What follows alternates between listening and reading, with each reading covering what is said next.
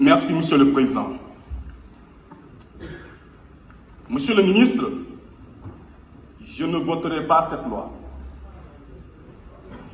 L'argument du gouvernement sur la lourdeur de l'application de la loi 69-29 du 29 avril 1969 est un argument très léger, sans fondement et pas convaincant.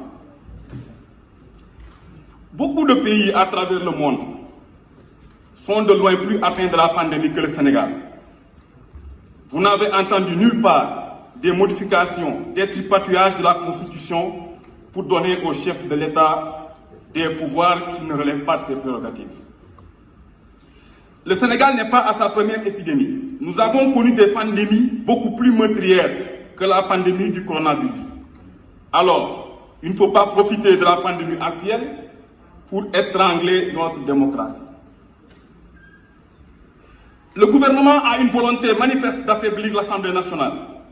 La preuve est que le gouvernement préfère, au lieu de faire face à l'Assemblée nationale, le gouvernement préfère faire des face-à-face avec la presse tous les 15 jours. Et nous estimons que c'est à l'Assemblée nationale que le gouvernement devait venir parler au peuple sénégalais. On constate que l'Assemblée actuelle n'a aucune utilité, puisqu'elle ne joue pas pleinement son rôle. Ce qui est inédit et grave dans ce processus de dépouillement des prérogatives de l'Assemblée nationale, c'est que ce sont les députés eux-mêmes qui votent les lois qui fragilisent l'institution. C'est seulement au Sénégal qu'on trouve des députés qui acceptent de voter des lois qui retirent les prérogatives de l'Assemblée nationale pour les attribuer au gouvernement. Ce Parlement mérite simplement la dissolution car elle n'a plus d'importance. Le peuple sénégalais a besoin d'un Parlement fort, au service des populations et non au service du chef de l'État et du gouvernement. Pour notre démocratie, il est impératif de veiller à l'équilibre des pouvoirs.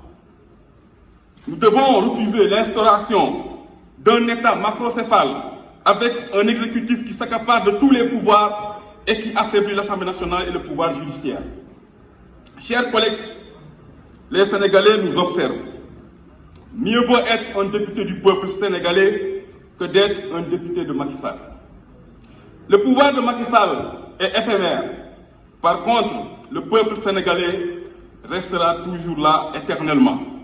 Monsieur le ministre, je viens à la question de l'audit du fichier.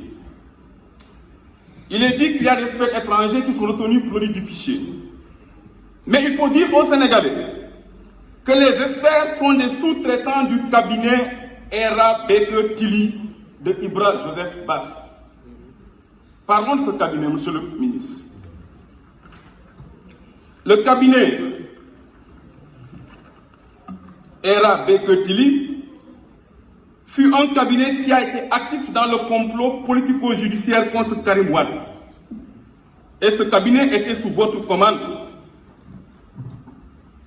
Monsieur le Premier ministre, ce qui m'amène à dire que ce cabinet, qui n'a pas été partial dans le fonctionnement de notre démocratie, pour avoir été actif dans le plus grand complot politico-judiciaire, ne peut être un cabinet fiable qui pourrait travailler en toute partialité sur la gestion de l'audit du fichier. Monsieur le ministre, vous êtes en train de piéger l'opposition dans l'audit du fichier avec ce cabinet Era Baker Tilly.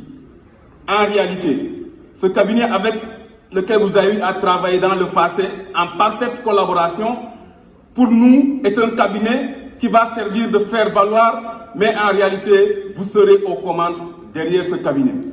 Et qu'on ne pourrait pas avoir un fichier lisible, un fichier bien assaini, un fichier fiable qui pourrait garantir la transparence des prochaines échéances électorales. Je demande à ce que l'opposition refuse le cabinet Era Baker Tilly pour l'audit du fichier électoral. Je vous remercie.